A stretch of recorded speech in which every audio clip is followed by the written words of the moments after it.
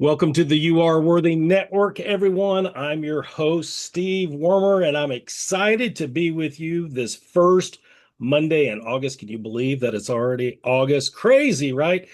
I just wanted to say real briefly before I introduce our special guest that I know you know me as a pastor and as a podcast host, but did you also know that I'm the Breakthrough Igniter mindset coach? Did you also know that I'm a keynote speaker? I only put that out there because a lot of you don't know that. And I love helping people move from stuck to giving them momentum, to giving them an ignition, ignite the dreams that have been stagnant in their hearts because of fear, because of fear of success, fear of failure, self doubt, lack of self love, all that stuff. So I love helping people make their dreams come true.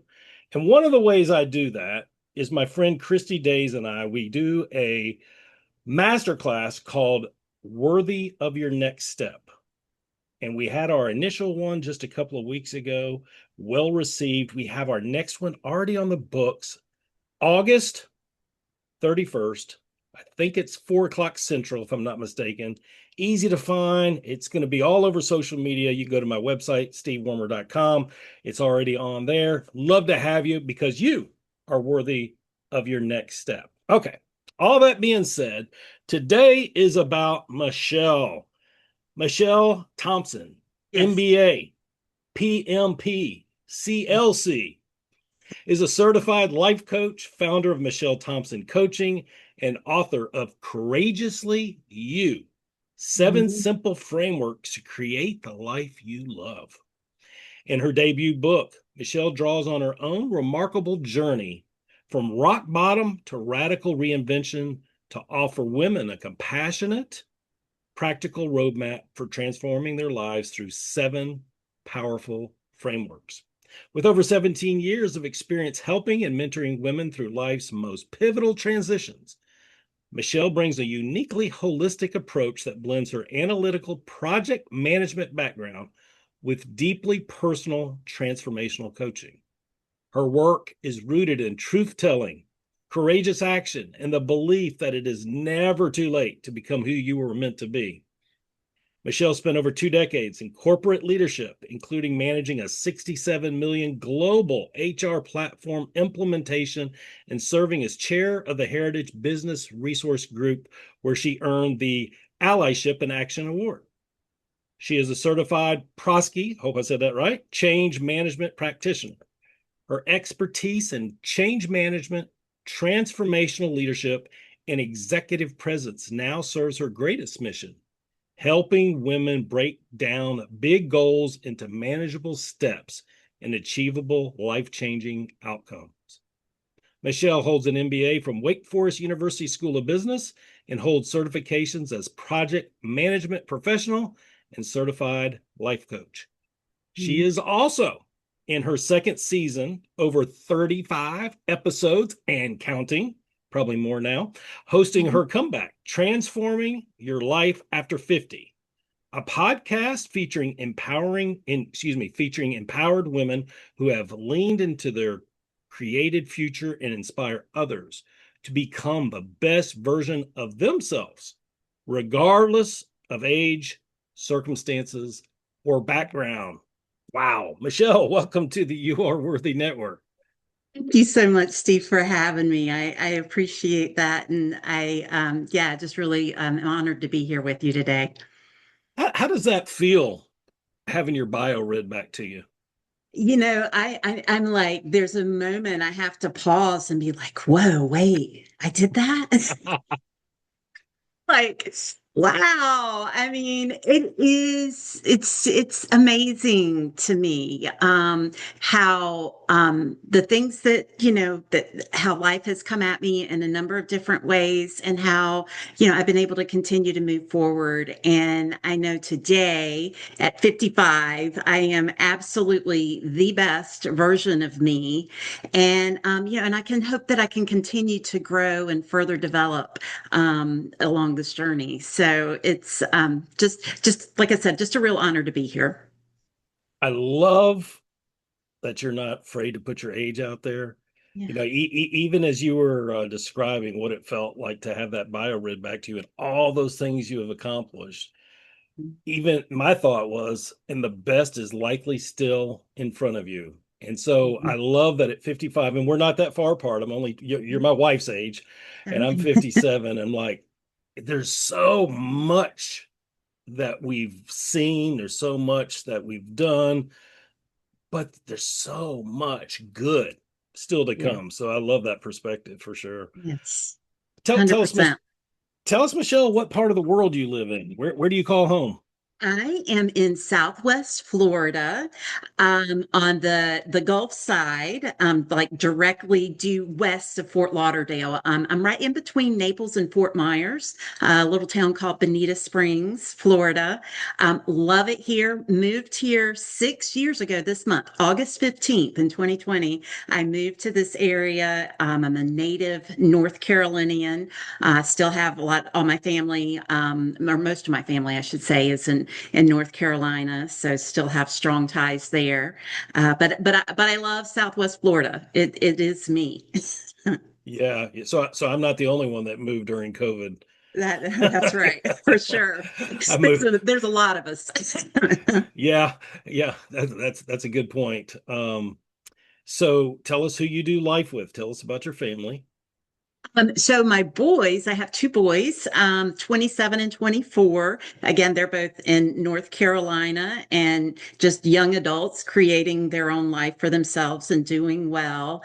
And I am, my family, my parents are actually in Myrtle Beach, South Carolina. And yeah, so right now I am, I don't have, I am single, and that it's just me down here making this business and enjoying my life. So no grandchildren yet. No grandchildren. Okay. So when you get with your sons, what do you guys like to do for fun? We're big sports fans. We love football together.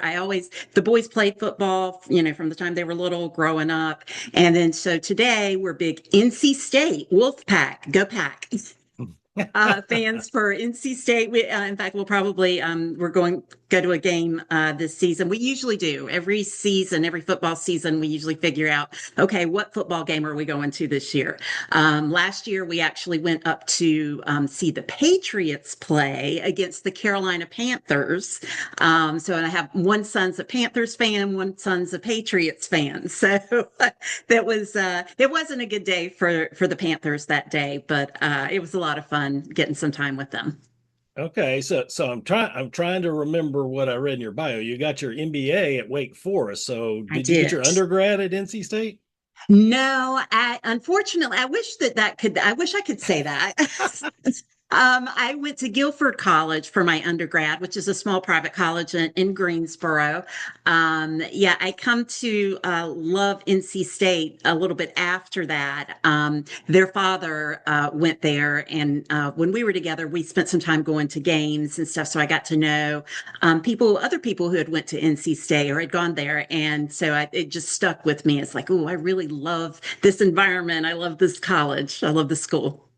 And that's totally cool. They Yeah. appreciate your support. My Yeah. favorite football team and basketball team. I didn't go to. I'm not an alum of either, so I Yeah. I totally get it. It's cool. Yeah. Um.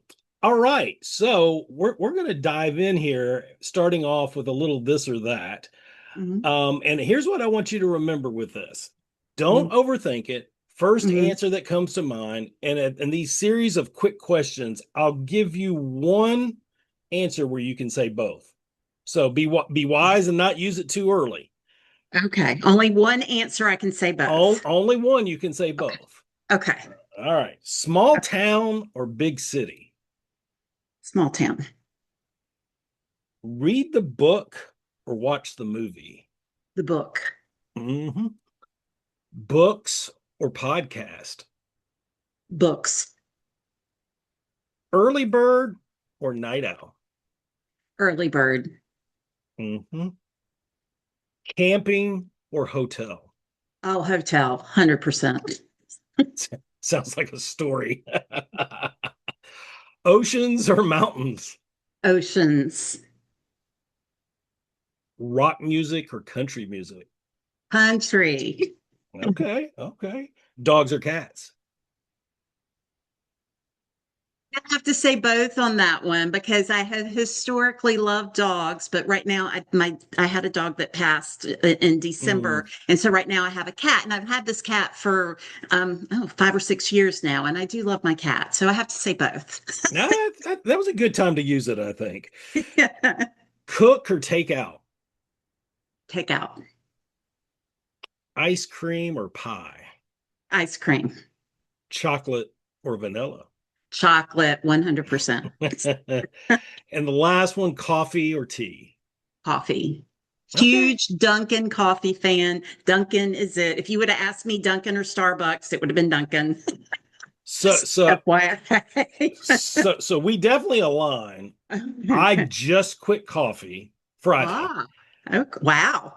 and I was a medium or large Dunkin' Donuts French vanilla iced coffee with cream and sugar every single day. Ah, And that's why I quit. I'm trying to move away from the sugar. And yeah. but I've done that like 3 times. So Well, there is an alternative to just still getting the coffee, but just taking it black, taking out the cream and sugar part. It's an option, maybe not a good one. if I'm being honest, I'm probably going for the cream and sugar and give me a little coffee with it. So that's the Yes. problem. But anyway, I do agree with you. It's much better than Starbucks.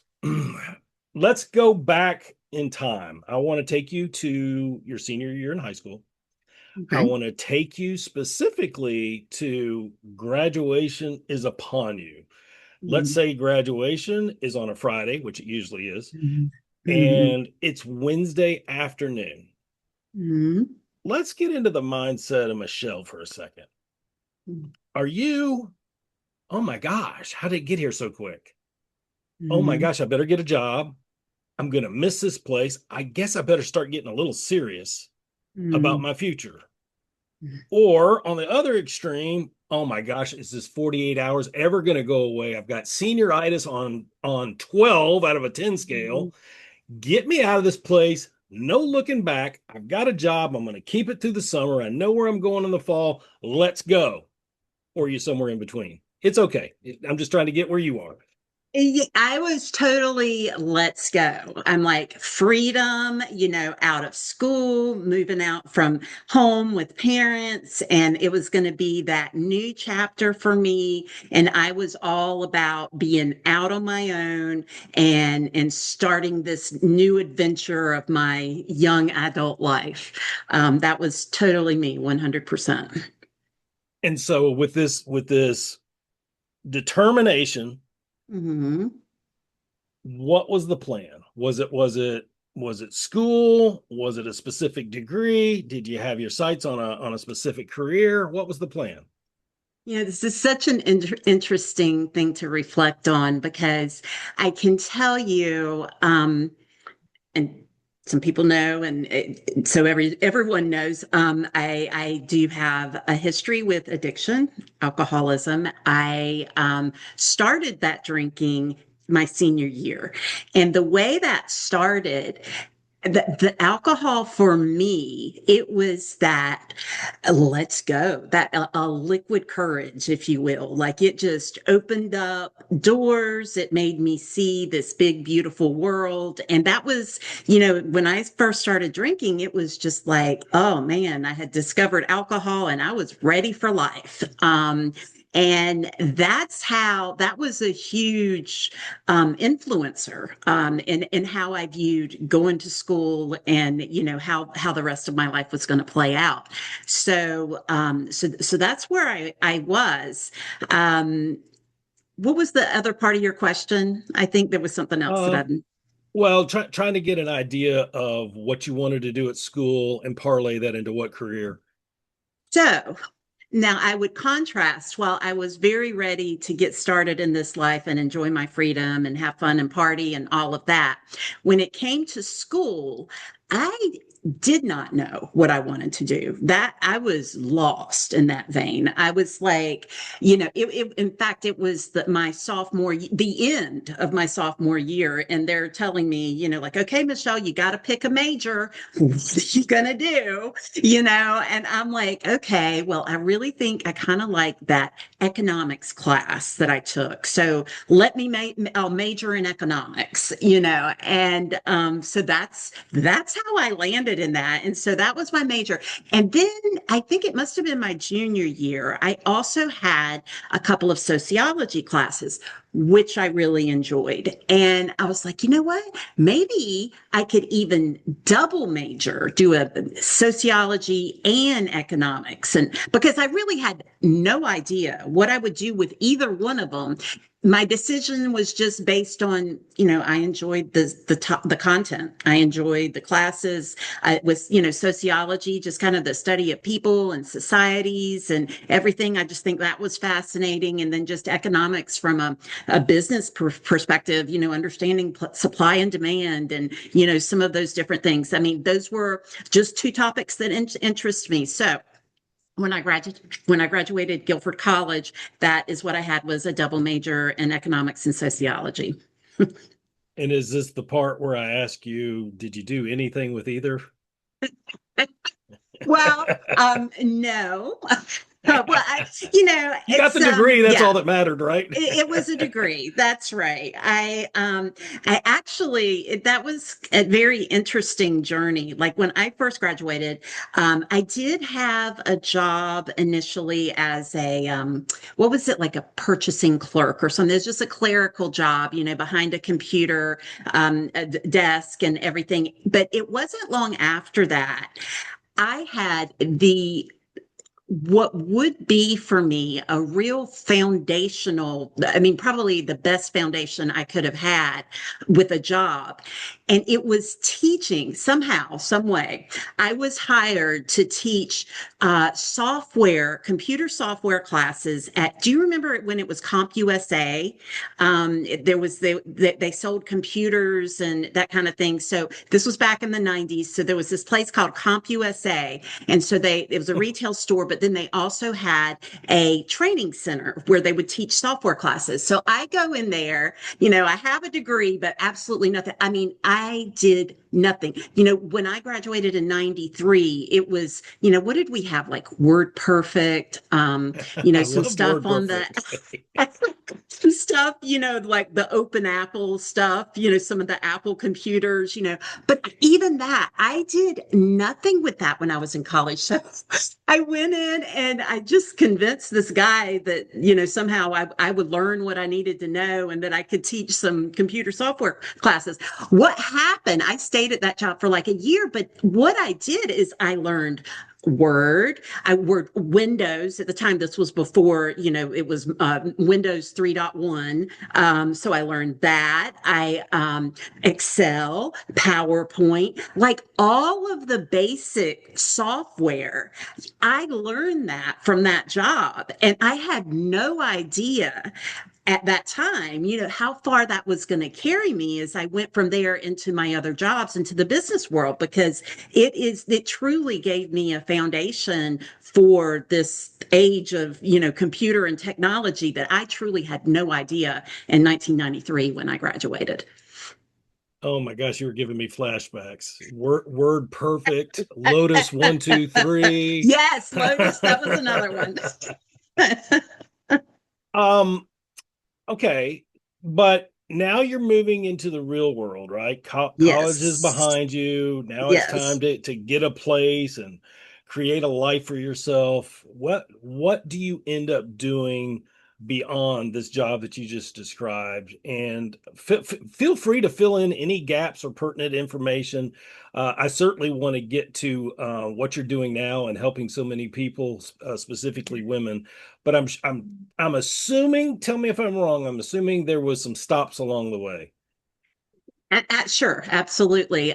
So I went from there. So that job gave me some background with just computer software training, right? So the next job I had from there, I went to work for a private company who they needed a software trainer, and so that was kind of a natural fit given what I had done. They had their own again. Now this was still before the internet, but they had this private, proprietary network, and that they needed people trained on how to use this software on this private network. And so that's what I did. And so then at some point along the way in that job, I got introduced to actually, as the company brought on new customers, being a project management or leading with the project as we brought new people on. And that's what started my career in project management, where I spent 20 plus years with projects and stuff.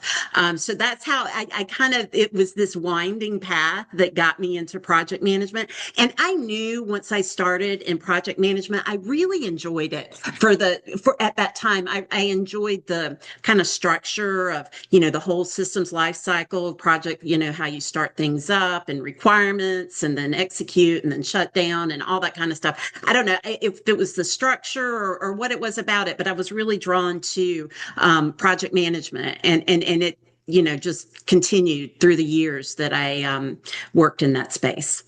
Okay. So I take it you were pretty successful at it. Yeah, I did. I did. I think I had opportunities early on. Like I have my PMP now, which I got in 2015, but early on in like 2006 or something, the company that I was working for wanted all of their project managers to have this certification. And that was the beginning of a real downhill slide for me. I was drinking more and more. My two boys were young, and things started really going downhill. And it was just from my personal life, my drinking, my relationships, just everything was, not going well. And at this point, I had been divorced twice. I did not take the company up on the opportunity at that point to get my PMP. That actually came much later, as I mentioned, in 2015. Yeah, so there, then about 2006, it was the next couple of years were really my darkest, I would say, in terms of where I was in my personal life and just the mess that I was making of my life. I sense we're heading towards a rock bottom moment. Yes, yes, we T are. Tell me more.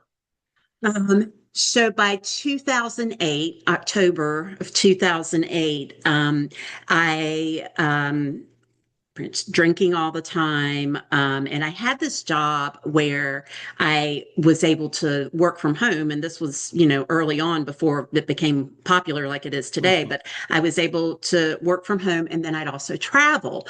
And when I traveled, it would be like hotel, airplane out of town type travel for several days and back. And so I kept this, somehow going. I thought I was doing pretty well, but really not. And what happened was, my family certainly saw, the things that were going on, things that were happening, and they decided that for the sake of their grandchildren, that they needed to do an intervention. And so that's what happened is they did their intervention and it was just like the show. I hadn't seen the time, this 2008, I hadn't watched the show, but I know now, just like that. And I guess the motivator is that I wanted to get my mom and dad, my parents just off my back. So that's like, what do you want me to do? They're like, well, we've made arrangements for you to go to an inpatient treatment facility and, and that's where you'll go. If you don't go, we're going to take the boys back with us. So they're not staying with you, blah, blah, blah. And I was like, okay, fine. Just, to get them off my back. And so that's what I did. And that started my journey in recovery.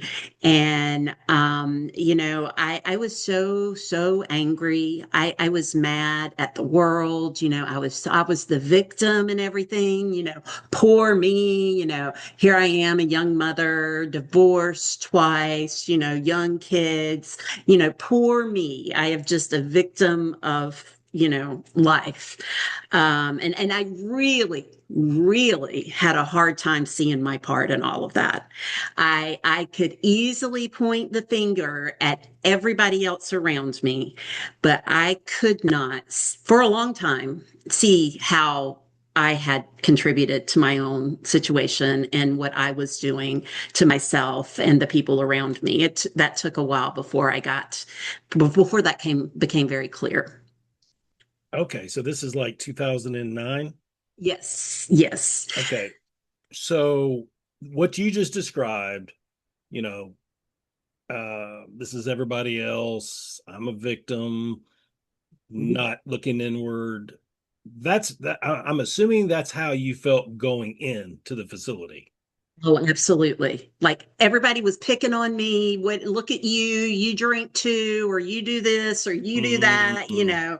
I totally felt like I had been unfairly targeted, which was really, if you knew all of the things that I was doing and everything that was going on, it was delusional. I mean, it was like beyond denial. It was just delusion, but it took a while for that fog to lift and for me to be able to see that for myself. So did treatment help you do that? It did over the course of through it's a gradual process. There was never any Hmm. like light switch for me overnight, here's things are different. Gradually I went to treatment and I had a big incentive. When I got out of treatment, what happened while I was there, the boy's father had gotten word of what had been going on and the intervention, and he took that information to a judge, and the Mm. judge granted him emergency custody of the boys. So I lost custody of my kids when I was in treatment, and because he had emergency custody, and so that motivated me. I loved my children more than anything in the world, and it's like I will do whatever I need to do, for them to get them back and to be a part of their lives. And that was my motivation coming out of treatment. And so I went, of course, I got a lawyer, we go to court, this goes on for a little bit. And finally, the judge says, okay, this is what I'm willing to do. My attorney had me wear into the courtroom this alcohol monitoring device, like around your ankle, kind of looks like in-house arrest or something. But yeah, it was like one of those devices around your ankle. So I was wearing that monitoring device and going in, and the judge said, okay, you continue to wear that for the next 6 months without any incident, and I'll restore the original custody order, which I had primary custody of the kids. So when I left the courtroom that day, I was like, okay, I got 6 months where I can't drink.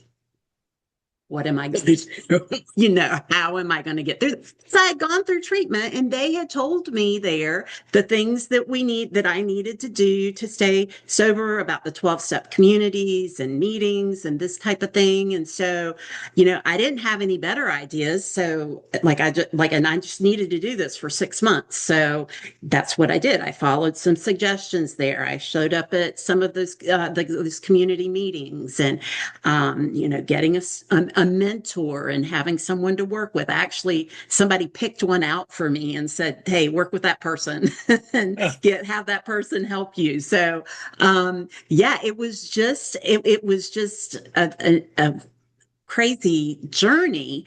But here's what happened is, like, somewhere along that path, they told me I needed to go to one of these meetings every day. So, I had made a schedule where I could, try, get that meeting every day. But I wasn't drinking, but so all that was left was just me and all of this stuff inside, all of my fear and shame and just things that had been problems all my life. life that I would drink to not feel, that was what I felt.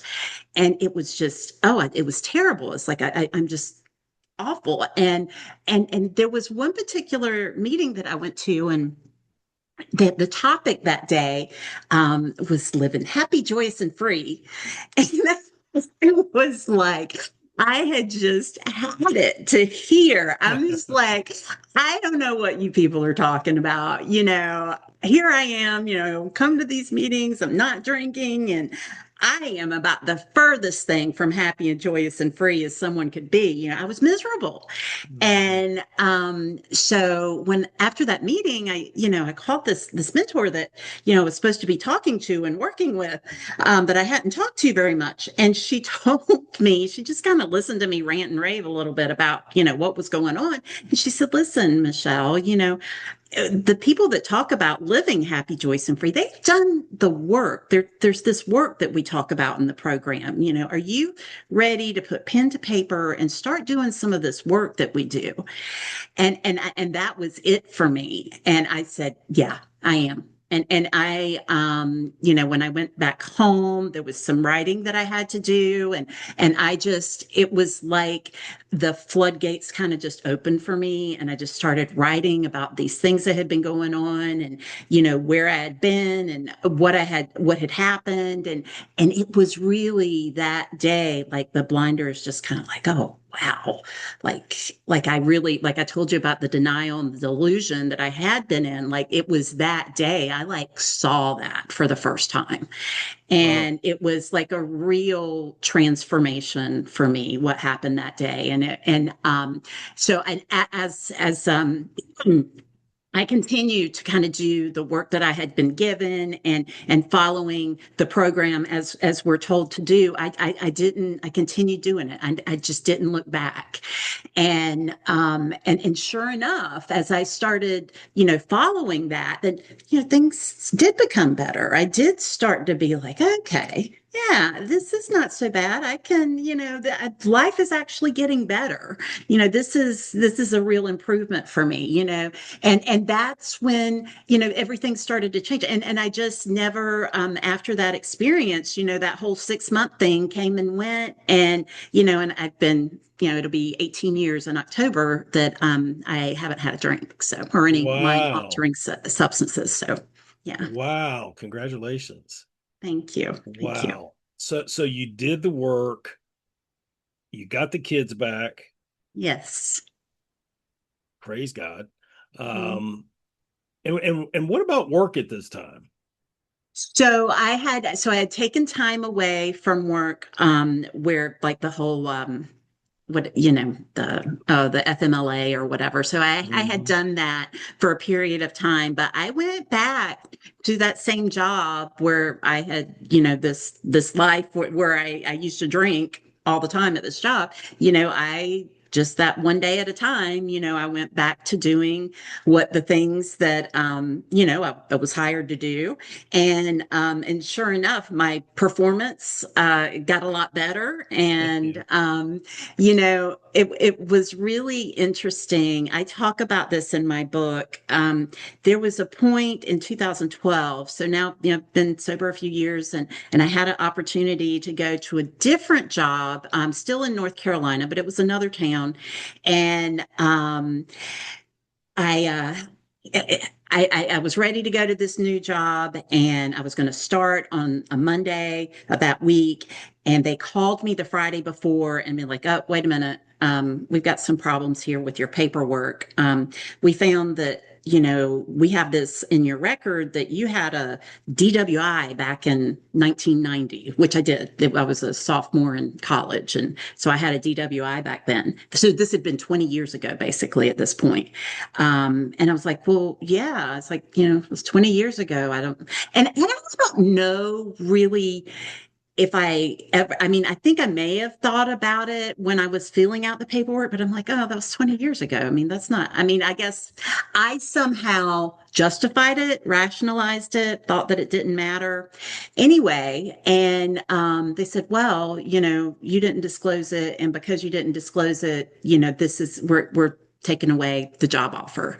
So they took back that job offer. And I had already quit the job that I was in. Oof. And so now I'm back to where I, thought I was going from one job to another job to no job, unemployed. Um, Mm. and I went back to my old boss at the previous, my previous employer, and told them the story about what happened. And it just so happens that they were even going through some stuff where they weren't going to backfill positions and this and that, but for some coincidence, some strange reason, there was a requisition open. They were going to backfill mine, and because it was still open, and because I had cleaned up my act in those years before, my boss was willing to hire me back. And so I was able to go back to that previous job after that whole debacle happened. So, Woo. it's like, it's crazy to me, it just wild to think about the ways that my higher power has showed up. And just even when maybe I didn't really have a good awareness of it or a good recognition. But, today I know I look back on all of these things and I was like, you know what? There was a gentle, loving, healing hand in the midst of all of that. And I am Mhm. so forever grateful for that. So it's just, been an amazing ride. Wow, that's awesome. That is awesome indeed. So you mentioned the book. Yes. Tell us, well, help me with this. So you wrote the book. Tell us some more about the book and when it was written. And then is there a correlation there with launching your coaching business? Yes, absolutely. So the book was written, just released in June 25th of this year of 2026 is when I launched it. The project of getting this book written was really pretty quick by most standards. I had just decided last fall. In fact, it was right around Thanksgiving of last year. I decided I'm going to write this book. My motivation is I wanted a way to get my message, my story, my the way that I'm helping people one on one. I wanted a way to get that out to a broader audience. And I needed more tools in this business that I had just launched my coaching business in 2024 in September. So I needed a way or wanted a way to reach more people. And I had been coached by my own life coach to say, hey, Michelle, books are really great ways to kind of broaden that connection. And so it was just kind of within just a short period of time, I said, okay, I'm doing this. I have to back up just a little bit before. If Sure. even last year, like this, we're in August. So if you would have told me last August, a year ago, Michelle, you're going to write a book, and I would have been like, oh, really? Well, what's it about? What am I going to write about?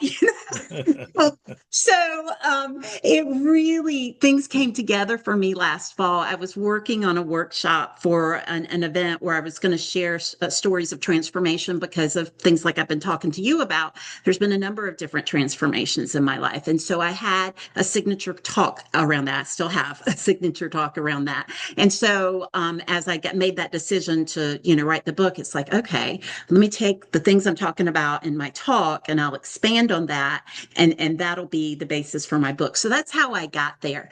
Um, the things that I talk about in my book, I talk about my first chapter is what I was telling you and just shared with the audience about my recovery. So I do talk more about that story because that was foundational for me. It was my launching pad. It was where everything else that I've been able to do in my life is built on that, because without that, none of those other chapters, there wouldn't be another 6 chapters. And then what I go into is as I continue to grow. So I decided at 47 years old, so I had all this time I had been doing project management, like we talked about, but I decided, do I really want to keep on doing project management for another 20 years? I don't think I want to do this for another 20 years. What else can I do in business? So I looked into and went back to school to get my MBA as a way to broaden my base, broaden my knowledge base so that I could like look at other areas of business or just another way that I can grow in business. So that's another thing that I talk about in chapter 2 about just going back to school at 47 to get my MBA and that whole experience, working full time. The boys are still at home and then getting all that done. That was quite a busy couple of years. Yeah, sounds Um, like it. yeah,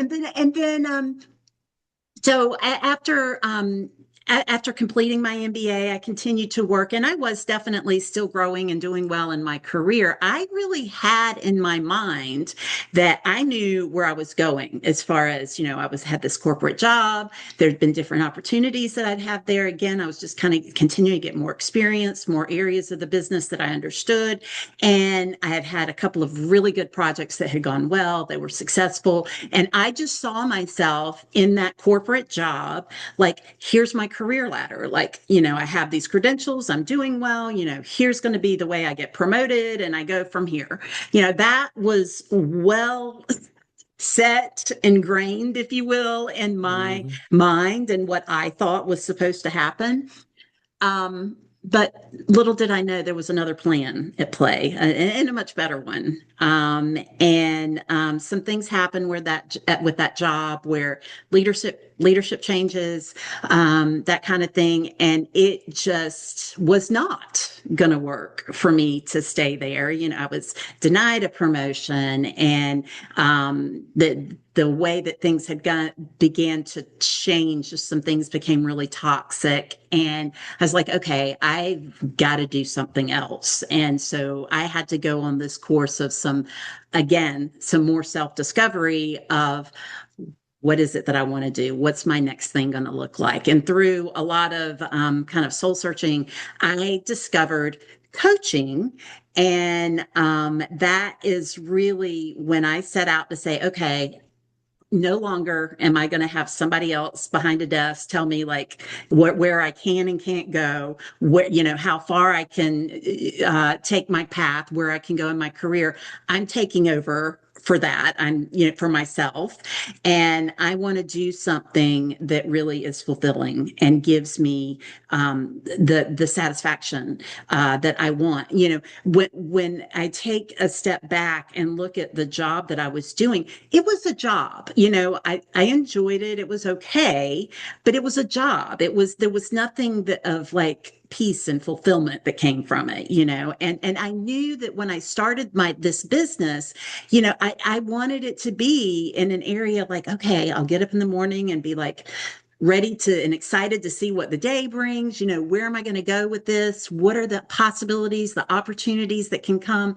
And that's where I am with this, and it's still today. It's like, I found coaching, I went and I got the certification, and the way things have changed and it just evolved is really the right word. How things have evolved organically over these last couple years, it just blows my mind. The story that I just told you about how I wrote a book, that blows my mind. I can't believe, that, wow, yeah, I'm an author. That really happened. The whole thing with the podcast, again, that was just a way for me another outreach tool that I could meet other women. And just as I had at midlife gone and created a new life for myself, my platform and my podcast is other women who have done the same thing, whether they're in their 50s or beyond, how they've taken their lives and recreated them in some way and reinvented themselves in some way. So sharing those stories with other women,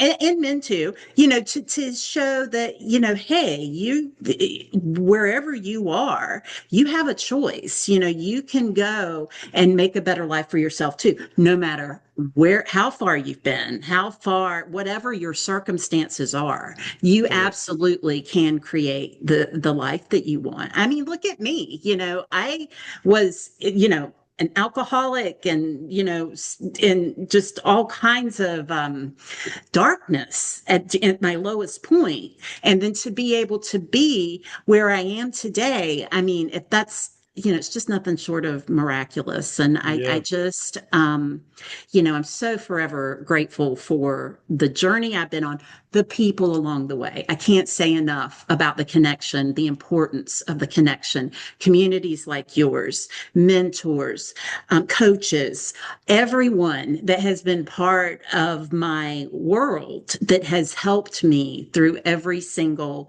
phase of life that I've experienced. I mean, I absolutely couldn't have done any of this alone. And I think that Yeah. that's something that everyone needs to have an awareness of, because we all, I think it's ego. We want to go at it alone. We want to, like, I can do this, and of course, that's, you want to have the mindset of, yes, you absolutely can take action, you can do things, but being willing to accept and take support from people that can help you in ways that you can't help yourself is so important. Oh my goodness, there's so much gold in what you've shared the last few minutes. I guess I'll kind of start backwards. I don't know about you. It sounds like this is probably the case for you too. I'm finding as I get older, not only is it more helpful to have people in your life and to help you, it's actually more fun. Yes, It's a lot more definitely. fulfilling. Like just a Definitely. quick example. I've got three dear friends, Mhm. and we're all entrepreneurs in one shape or another. And we just decided to partner up, and we're going to create our first in-person event in California in the spring of 27. And we hope it becomes an annual event. We're creating our own stage. And so Wonderful. I'm like, could I have done that myself? Maybe, probably, but it wouldn't have been nearly as fun. And it would have Yeah. been a lot more work. So I love that Yeah. you said that. Tell folks tell folks the name of the book and where they can find it. Then tell folks where they can find you on social media. Absolutely. So courageously you, in fact, I have it's right There here. you go. Courageously you, seven simple frameworks to create the life you love. Michelle Thompson. It's on Amazon. So you can look it up there. We got the Kindle paperback, hardback, hardcover. And then michellethompsoncoaching.com is where you can find me. And my on Instagram and Facebook, Michelle Thompson coaching as well.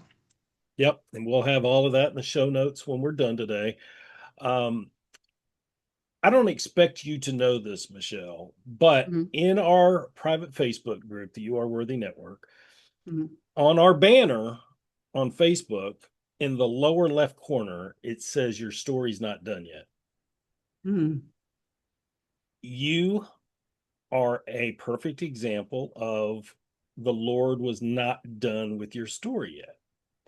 Mhm. And I always tell folks, as excruciating, like in your case, excruciating as that season was that you described in such detail, gosh, 18 years ago, Mhm. Right. that it was just a chapter. Mhm. And it's great that you learn from it, because you don't want to Yes. have to repeat lessons if you don't have to. But you are now seeing the fruit of some of your best chapters being Mhm. lived out in this life.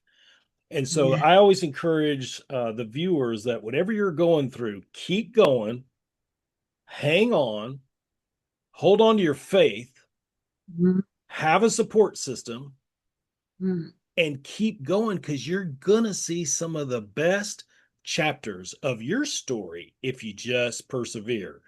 So I really Absolutely. love that about your story.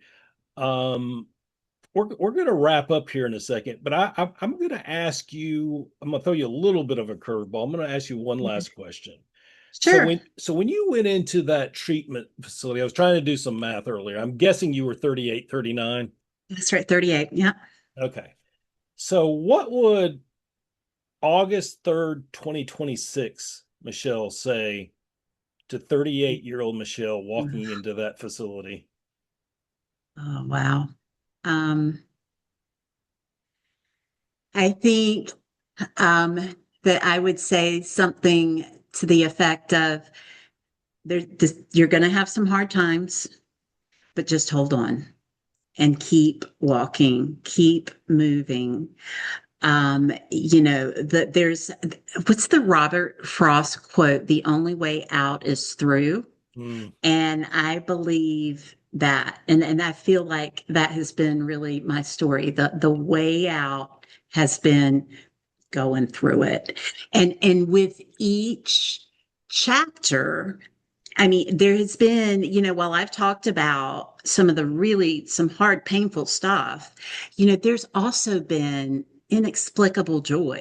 There's mm, been, a sense of, accomplishment with, going back to school and the relationship that I have with my boys today. I mean, I can't even, we are so close, and I am so grateful that I'm there and I'm able to be present in my boys' life today mhm. as in their young adult life. And everyone else in my family. I mean, and it was just, the list is too long to go down, but there's just know that the tough times are not going to last, but That's you right. will, one step at a time, work through it, walk through it. Yep. Great advice. Um, I want to thank you, Michelle, for sharing glimpses of all that journey, Mhm. like from early on to what you wanted to do, what that young high school girl wanted to achieve, to not knowing what you wanted to major in, to success early on, to some very difficult personal situations, family situations, being vulnerable about that. I really appreciate that. And then seeing the transformation, and not just realizing, even though you didn't say this, I sense it's certainly your heart. The transformation wasn't just for you, it's how you're giving back to all those Mm. women that you're encountering in coaching, and the podcast and the speaking and the book. Remarkable transformation. Thank you for sharing some of your journey Mhm. with us today. I'm grateful for you. I know the viewers are going to be touched by you. Thank you for being my special guest today. Thank you so much, Steve. Real honor. Thank you. You're very welcome. Guys out there, I'm just going to leave you with, you're worthy of love, respect, and success, and your story's not over yet. Appreciate each one of you. Till next time, take care.